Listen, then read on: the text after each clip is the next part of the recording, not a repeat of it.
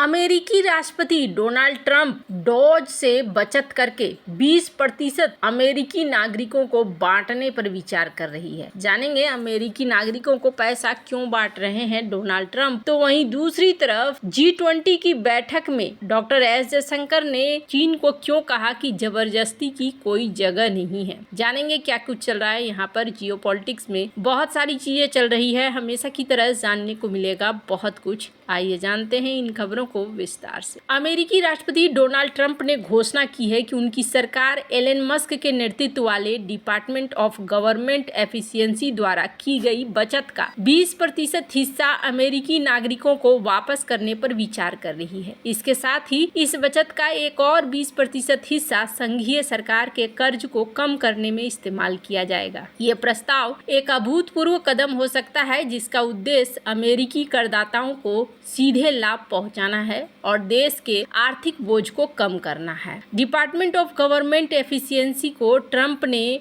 जनवरी 2025 में अपने दूसरे कार्यकाल के शुरुआत के साथ स्थापित किया था। इसका नेतृत्व टेस्ला और स्पेसएक्स के सीईओ एलन मस्क कर रहे हैं। डॉज का मुख्य उद्देश्य संघीय सरकार के खर्चों में कटौती करना, अनावश्यक व्यय को खत्म करके करदाताओं के पैसे की बचत करना है। ट्रंप प्रशासन का दावा है कि डॉज ने अब तक $55 बिलियन की बचत की है, जिसमें विदेशी सहायता, शिक्षा विभाग और उपभोक्ता वित्तीय संरक्षण ब्यूरो जैसे क्षेत्रों में कटौती शामिल है। ट्रंप ने मियामी आयोजित एक सम्मेलन में कहा कि हम एक नए विचार पर विचार कर रहे हैं जिसमें डॉज की बचत का 20% अमेरिकी नागरिकों को दिया जाएगा और 20% कर्ज चुकाने में लगाया जाए, क्योंकि ये आंकड़े अविश्वसनीय हैं। इस प्रस्ताव के तहत यदि डॉज अपने लक्ष्य के अनुसार $2 ट्रिलियन की बचत करता है तो $400 बिलियन करदाताओं को बांटा जाएगा। इसका मतलब है कि अमेरिका के लगभग 7.8 करोड़ करदाता परिवारों को प्रति परिवार $5,000 यानी कि 4 लाख रुपए मिल सकते हैं। इस तरह का विचार अमेरिकी इतिहास में पूरी तरह नया नहीं है। एक समान ऐतिहासिक उदाहरण 19वीं सदी में देखा जा सकता है, जब 1830 के दशक में राष्ट्रपति एंड्रयू जैक्सन के प्रशासन ने अमेरिकी सरकार के राष्ट्रीय कर्ज को पूरी तरह से चुकता कर दिया था।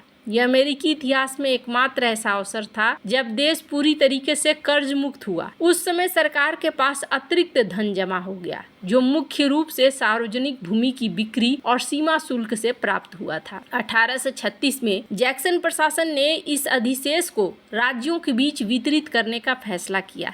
इसे सरप्लस डिस्ट्रीब्यूशन एक्ट के तहत लागू किया गया, जिसमें $28 मिलियन, उस समय की मुद्रा में ये एक बड़ी राशि थी, राज्यों आनुपातिक रूप से दे दिया गया। ये राशि बुनियादी ढांचे, शिक्षा और अन्य सार्वजनिक कार्यों के लिए उपयोग की गई थी। हालांकि ये सीधे नागरिकों को नकद देने के बजाय राज्य सरकारों को दी गई थी। ट्रंप का प्रस्ताव इस विचार से प्रेरित हो सकता है, लेकिन ये उससे एक कदम आगे बढ़कर नागरिकों को सीधे नकद भुगतान करने की बात करते हैं। हालांकि 1837 में इसके बाद आर्थिक संकट आया था, जिसे पैनिक ऑफ 1837 कहा जाता है, जो इस बात का सबूत है कि सरकारी अधिशेष का वितरण हमेशा दीर्घकालिक आर्थिक स्थिरता की गारंटी नहीं देता है। उस संकट के कारण बैंकों का दिवालिया होना, आर्थिक मंदी शामिल है, जो आंशिक रूप से इस वितरण और अनियंत्रित ऋण नीतियों से जुड़ा हुआ था। डॉज का लक्ष्य $2 ट्रिलियन की बचत करना है, जो जुलाई 2026 तक पूरा होने की उम्मीद है। इसमें से 20% यानी कि $400 बिलियन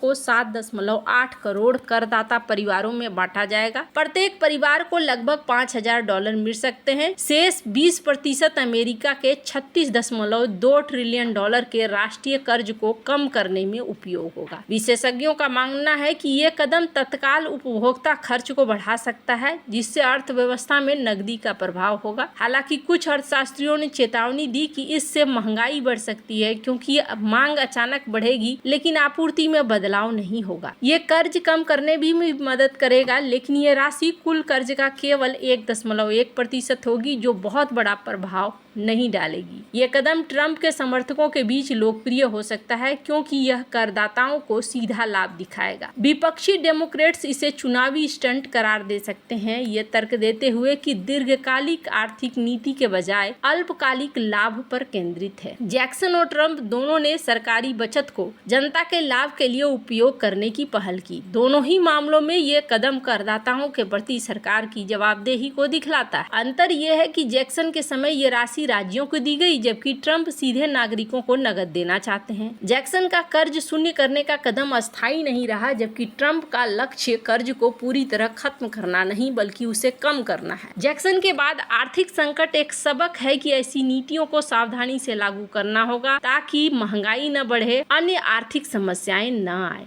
ट्रंप का ये प्रस्ताव अमेरिकी नागरिकों को आर्थिक राहत देने और सरकार के खर्चों पर नियंत्रण का एक अनूठा मिश्रण है। यदि ये लागू होता है तो ये करदाताओं के बीच डॉज डिविडेंड के रूप में जाना जा सकता है। हालांकि ऐतिहासिक उदाहरणों से सबक लेते हुए इसके दीर्घकालिक प्रभावों पर नजर रखना जरूरी होगा। क्या यह वास्तव में अर्थव्यवस्था को मजबूत करेगा या केवल एक अस्थायी राहत बनकर रह जाएगा, ये समय ही बताएगा। इस बीच ये कदम वैश्विक स्तर पर चर्चा का विषय बन सकता है, खासकर उन देशों के लिए जो अमेरिका के आर्थिक नीतियों से प्रभावित होते हैं। जैसे कि बात करें भारत, जहां एक तरफ ये सब कुछ चल रहा है, वहीं दूसरी तरफ विदेश मंत्रियों की G20 बैठक में जयशंकर ने चीन पर कसा तंज और कहा जबरदस्ती के लिए कोई जगह नहीं है। 21 फरवरी 2025 को जोहान्सबर्ग में आयोजित पहली G20 विदेश मंत्रियों की बैठक में भारत के विदेश मंत्री एस जयशंकर ने एक सूक्ष्म लेकिन प्रभावशाली बयान दिया है, जिसमें उन्होंने चीन पर अप्रत्यक्ष रूप से निशाना साधा है। उन्होंने कहा कि वैश्विक मंच पर जबरदस्ती के लिए कोई जगह नहीं है। यह जोर दिया कि ये वैश्विक एजेंडा को कुछ चुनिंदा देशों के हितों तक सीमित नहीं किया जा सकता है। यह बयान ऐसे समय में आया है जब भारत और चीन के बीच सीमा विवाद और क्षेत्रीय प्रभाव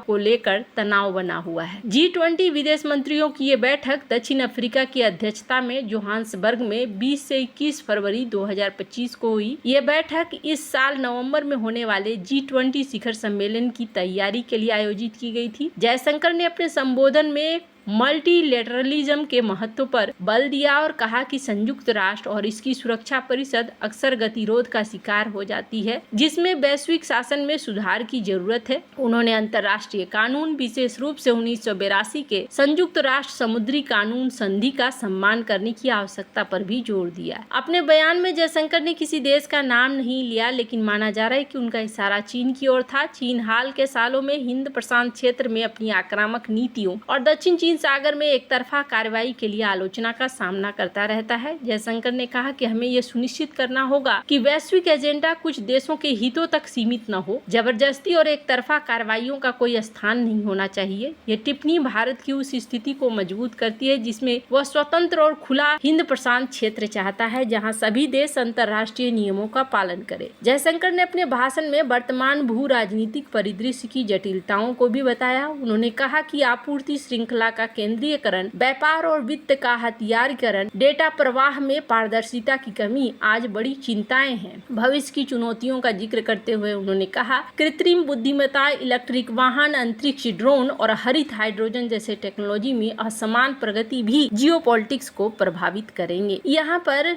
डॉक्टर एस जयशंकर सर्गेई लावारोव से भी मिले और वांग यी से भी मिले। दोनों के बीच में बातचीत भी हुई और माना जा रहा है कि इन चीजों का प्रभाव अच्छा ही रहा है। वैसे यहाँ अमेरिका नहीं पहुंचा था, पर अमेरिका की तरफ से उनकी चार्ज दी अफेयर्स पहुंची हुई थी। वैसे आपको क्या लगता है, इन सब मामले में आपकी क्या राय है? कमेंट कर जरूर बताएं। जल्द मिलते हैं अगले वीडियो में नई खबर के साथ।